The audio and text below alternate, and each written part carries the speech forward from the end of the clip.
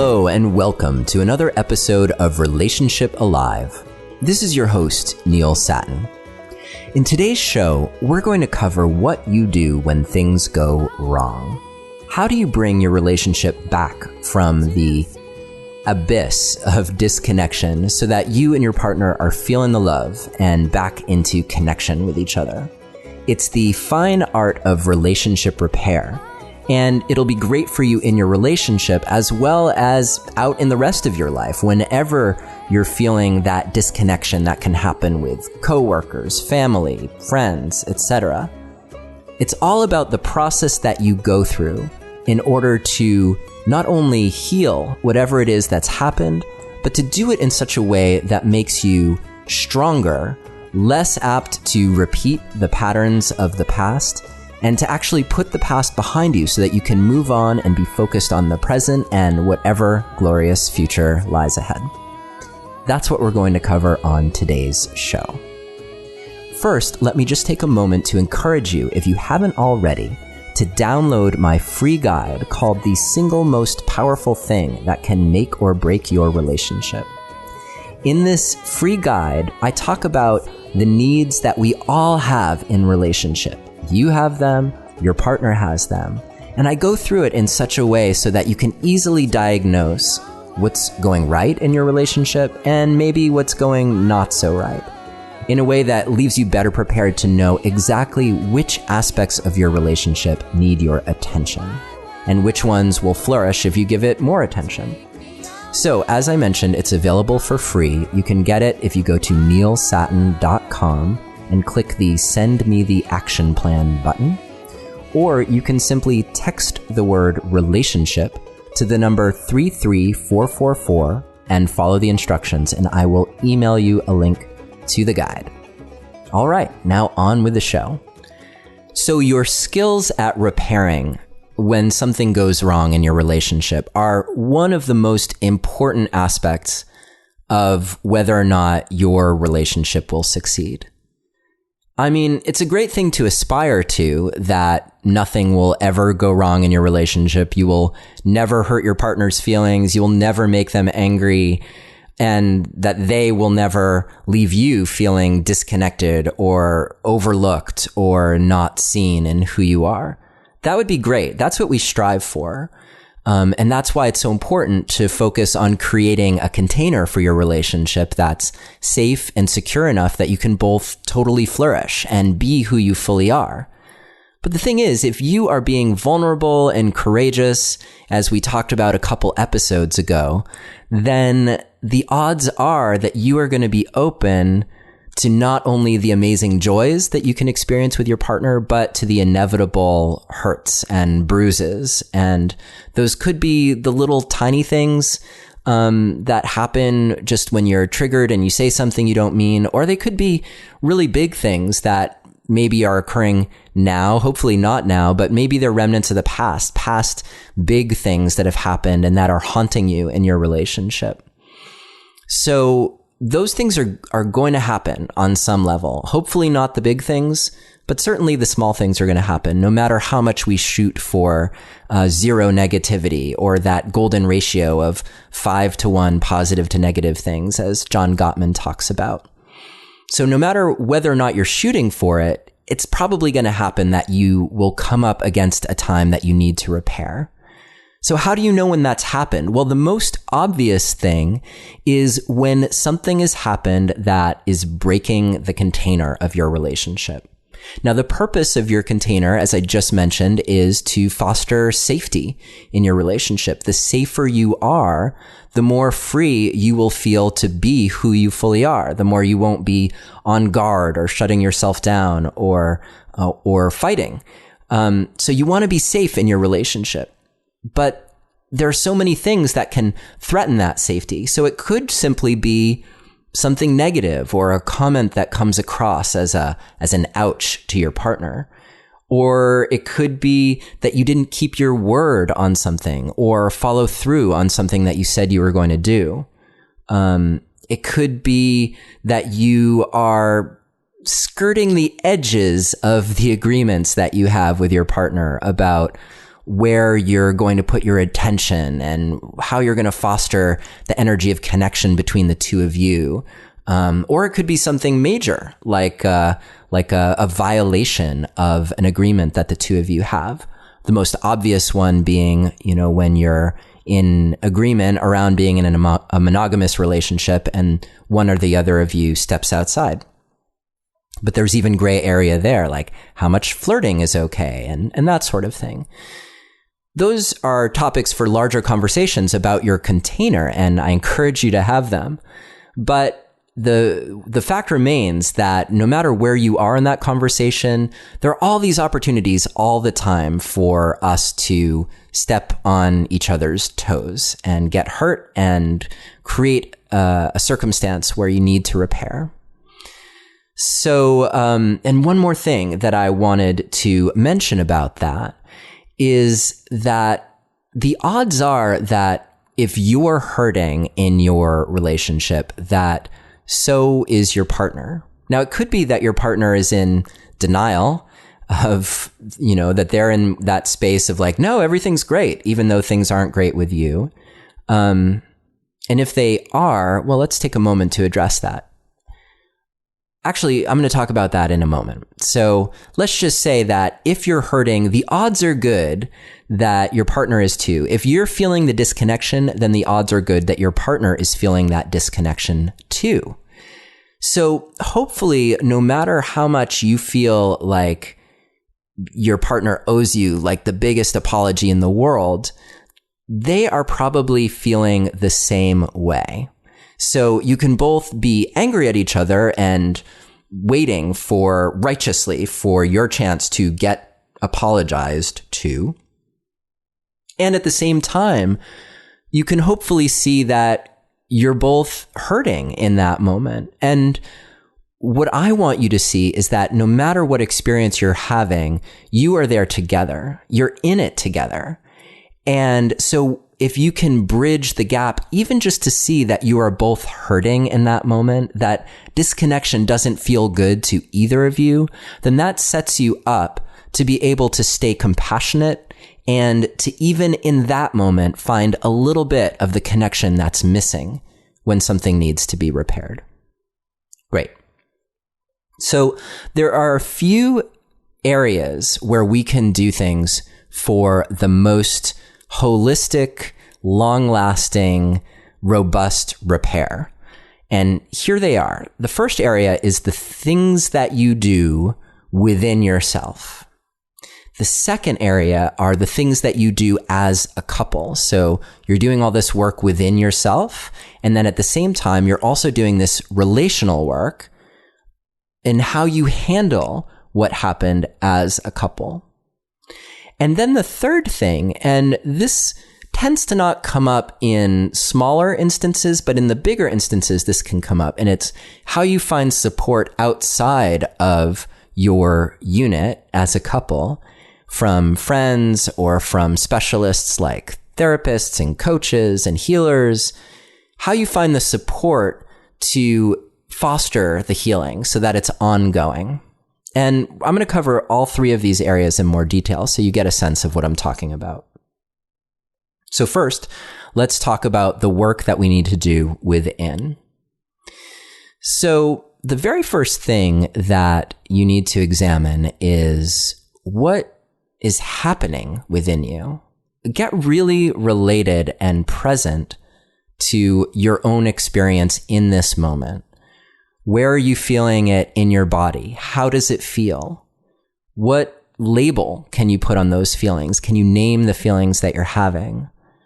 Just get really clear on how you are actually feeling, because odds are good that you're in some state of trigger once you're hurt.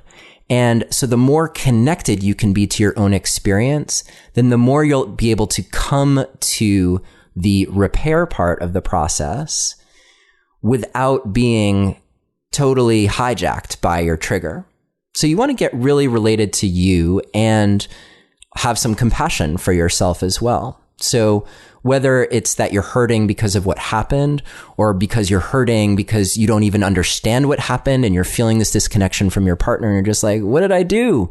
I don't even know. In whatever the situation is, it's guaranteed that you are having an experience within your body. So can you get clear on what that is right here and right now? Great. The next thing is, can you get clear on the facts of what happened? Now, this may or may not be possible for you, but as much as you can, I invite you to examine what happened not through the lens of your judgment about what happened, but more through the question of what are the actual actions and events that happened. So just to offer you a simple example of this, I can tell you one right now. So this just happened a few moments ago. I was taking a break from recording. I went downstairs to talk to Chloe. Chloe is working on putting the slides and things from the most recent class that we conducted online. So she's working and I'm taking a break. And we're coming together to chat about all the things that we want to do together, both work and play. And we're making a list and we're talking about it, but I notice that she's really distracted and just trying to focus on getting this work done. So I decide, well, okay, I'm going to get up and I'm going to take the dog out because she's really busy. So I just get up and I take the dog and I move to take the dog out. Well, Chloe now thinks that I'm really mad at her. And I was actually aggravated, but I wasn't mad at her. It was about something totally else that happened before I even came into the room. But for her, she felt that as this really big thing that I had done. I had just kind of walked out of the room in a huff. Well, that wasn't my intention at all. Now, if she had described her judgment about what had just happened, she might have said something like, well, instead of communicating with me and you just took it upon yourself to like get up and go into the other room and say something about taking the dog out in a big huff. So in a way that sounds like what happened, but you can hear in what I described all of the potential judgments. Like I was in a huff and I was angry, and it didn't quite happen this way, but I hope you're getting the point. Whereas what actually happened, or I could just as easily say, well, you were kind of inconsiderate. I was sitting there trying to have a conversation with you, and rather than talk to me, you were just, I guess you decided it was more important to just focus on what was happening on your computer screen. So again, that seems sort of like what happened, but is full of my judgment about what happened. So what actually happened in that moment was Chloe was focused on her work, and I decided that I was going to let her focus on her work. And so I got up and left the room, and I didn't say anything to her. And I decided I was going to take the dog out. And so I got ready to do that. That's basically what happened. And I'm hoping that you can hear how there's a certain amount of neutrality in that. I'm just describing these are the things that happen. And the purpose of doing that is to remove some of the charge around what happened and get you related to just the simple events. Because the truth is that even in the worst of situations, there are always two points of view. And most people are operating from a position of the best possible intent. Even when they do something hurtful, it's usually not to hurt you. It's because they're doing the best they can. Now, the best they can might need to get better. So this isn't about making excuses for poor choices. But it's not going to serve you to hold yourself in judgment of your partner's poor choices, because that's going to keep you separate and it's going to keep the healing from happening. So as much as possible, I want to foster for you the things that are going to create compassion in you. So first thing is just neutralizing the charge by, as clearly as possible, just describing what happened. And if you did do something, like for me, when I look at that, I can say, yeah, I actually did leave the room without saying anything to Chloe. So the next question is, what can I take responsibility for?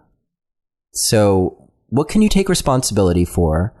And can you acknowledge what you did without making your partner responsible for what happened? So in this example that I'm just offering off the top of my head, can I take responsibility for, yeah, I got up and I left the room and I didn't say anything.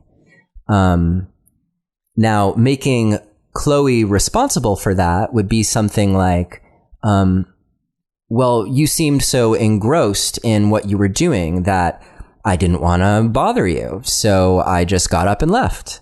Now it's somehow her fault that I didn't say anything. Even though, as you can see, even in that explanation, I had the best intentions. I didn't want to interrupt her. I was going to let her do her thing. I'm still making her responsible for what I did. So this is just a really simple example, but hopefully you can generalize it to your situation. The big thing is, can you take responsibility for your part?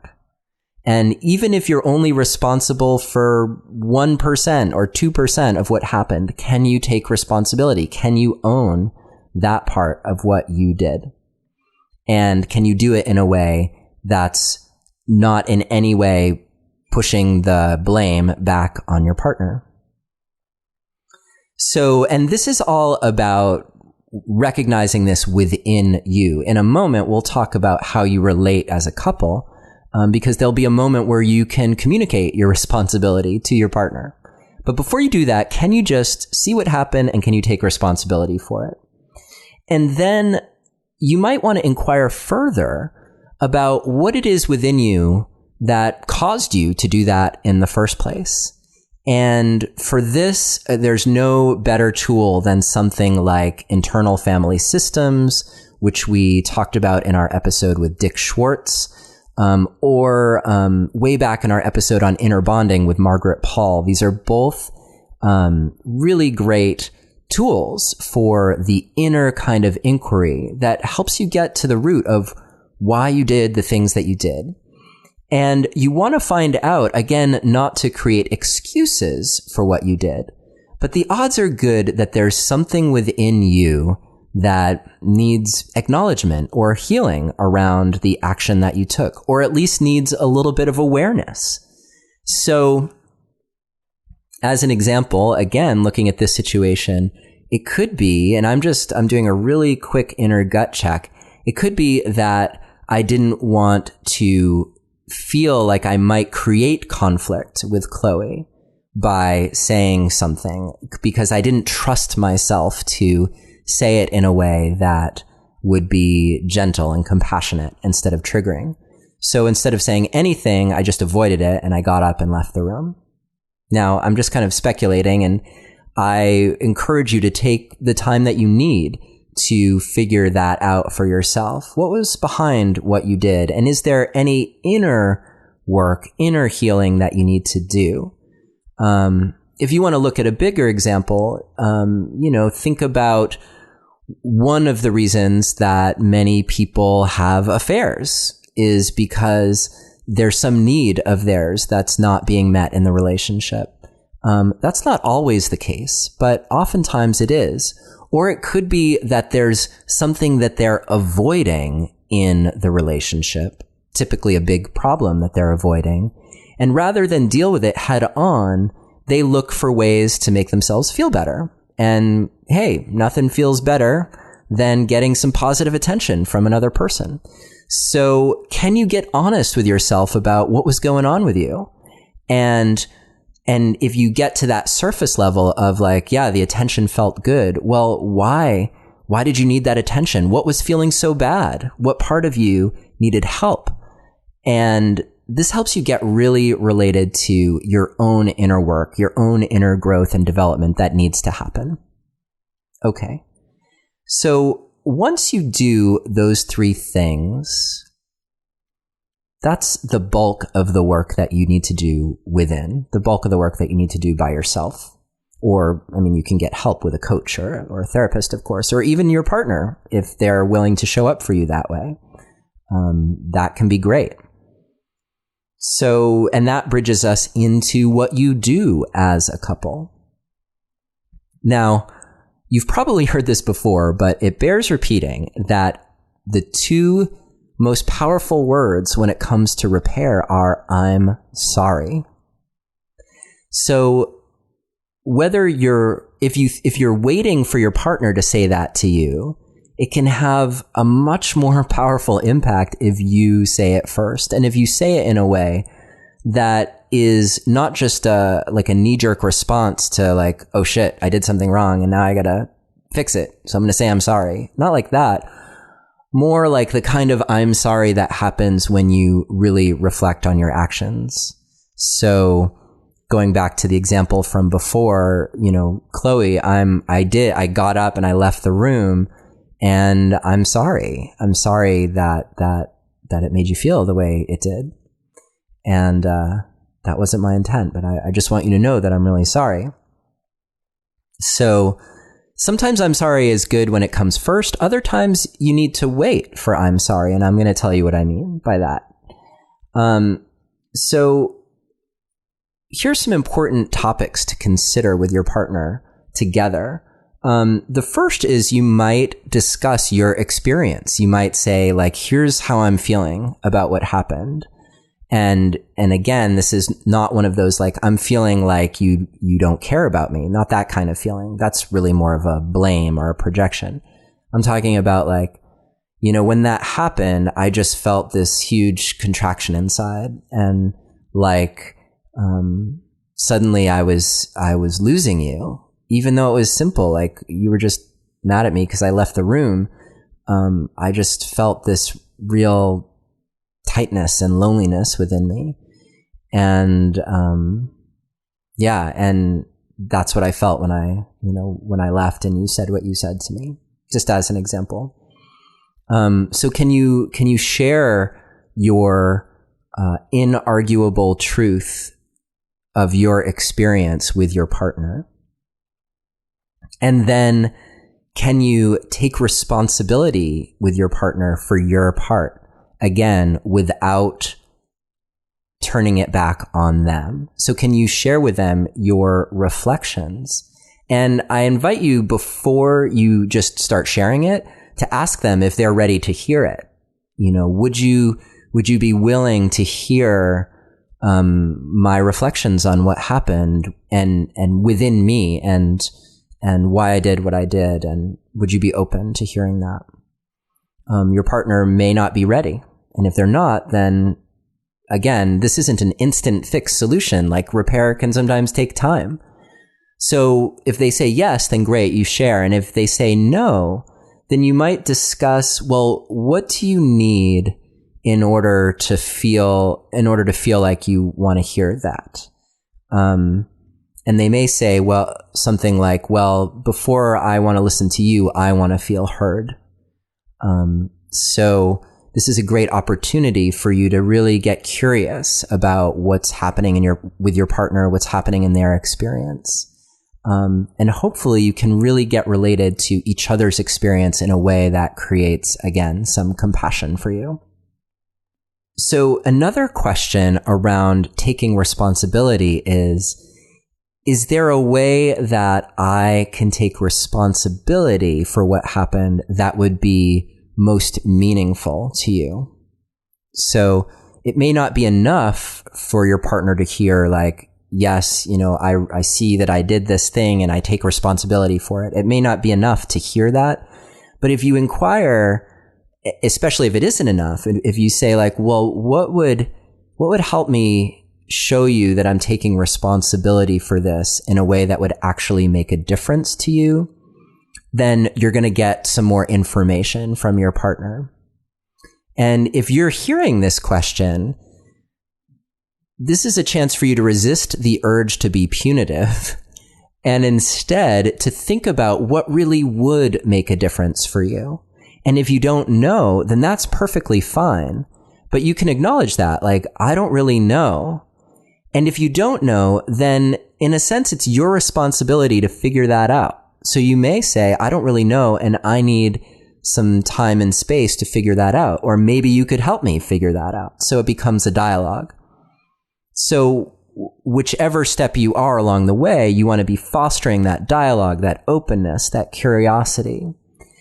And then finally, this is all about getting related to what happened and taking responsibility for it. And the more that you can both do that about whatever it is that happened, then the more both of you will feel heard, and you'll also feel like you're not totally being blamed for what happened.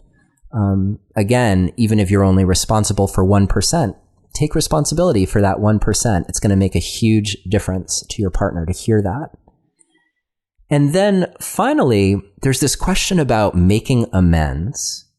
Is there a way that you can make amends to your partner? And making amends are typically an action that you take, or a series of actions that show that you recognize what you did was, let's say, not appropriate, and that you're taking steps to either not do it again, or that if you happen to do it again, because let's say we can all get angry and feel triggered and say something hurtful. So what can you commit to? What actions can you commit to so that if it happens again, you are quick to repair, quick to apologize, quick to undo, quick to acknowledge that you just did something and you're taking responsibility for it. So this is, again, another great time for dialogue between the two of you, because you may have some ideas about what would be good amends, what would be good actions to take. It's good to think about it sometimes as acts of service that you do that are about redeeming yourself, let's say. And it's also good to ask your partner, are there particular actions that I can do that would really make a difference to you in feeling like things are better, or that won't happen again, or that I really do take this seriously?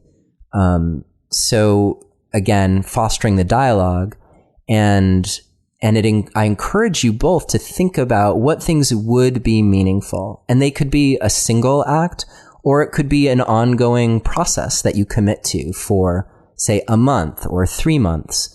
It's great if it's like an indefinite thing, but sometimes with amends, it's helpful, particularly around big things, to just say, like, I commit to doing this for the next 3 months, and then we will check in with each other and see where we're at, because things can shift and become less important over time. So it's just worth it to build those kind of check-ins into your dialogue about it.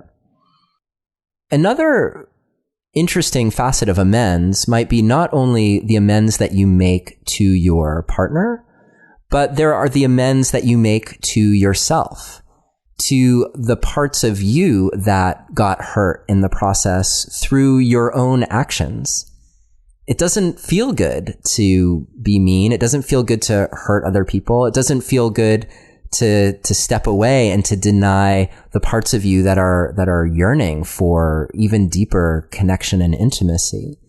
So what amends can you make to yourself? The actions that you take that prove to the you within you, that you mean business, and that you're on a journey of growth and healing and not repeating the mistakes of the past or the actions that lead to pain.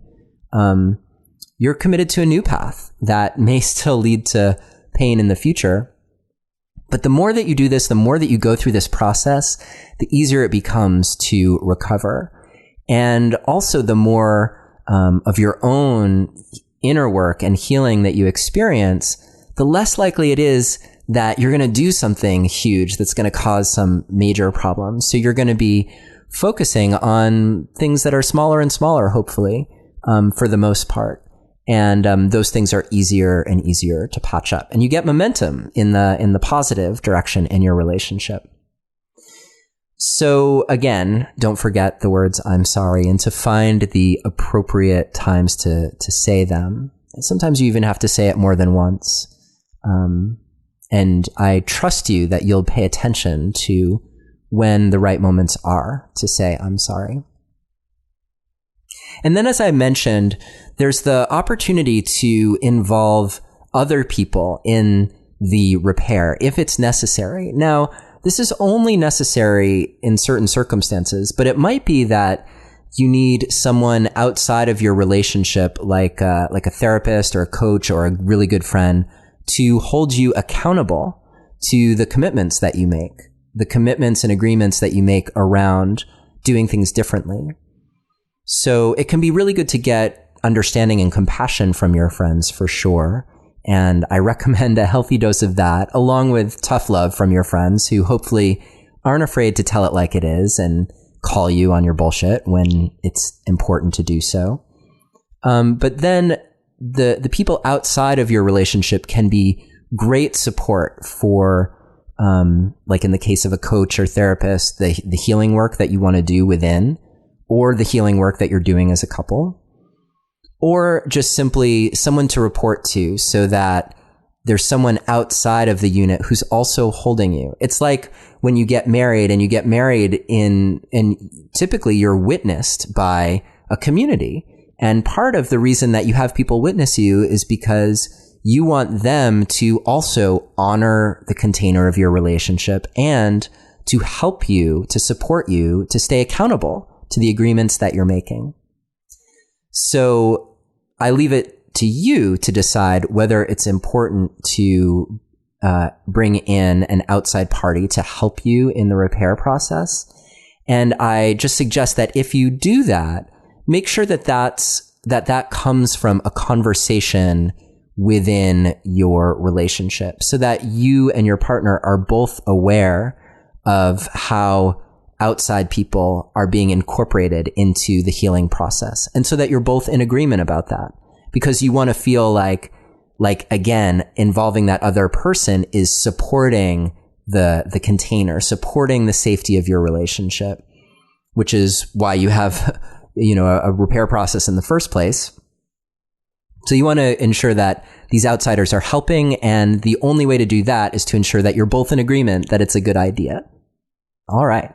So that is, in a very big nutshell, the way that the process of repair works. Now, obviously, there are nuances based on the specifics of your situation. And there are some times when certain things will and won't be appropriate. So if you have questions, as always, feel free to drop me a line, neilius@neilsattin.com.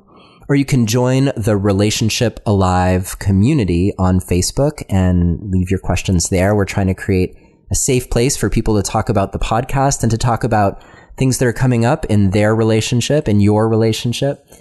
And if you do feel like you need support, either on your own or as a couple, please feel free to reach out. I would love to help you get through whatever it is you're getting through so that you're on the other side of it and experiencing that rush and exhilaration of seeing that, oh my God, we actually got through this. We're stronger than we were before. And we have so many more tools now for dealing with conflict and repairing from conflict than we did. So that's, as you might have guessed, one of the things that I'm most passionate about. I'd love to share that with you.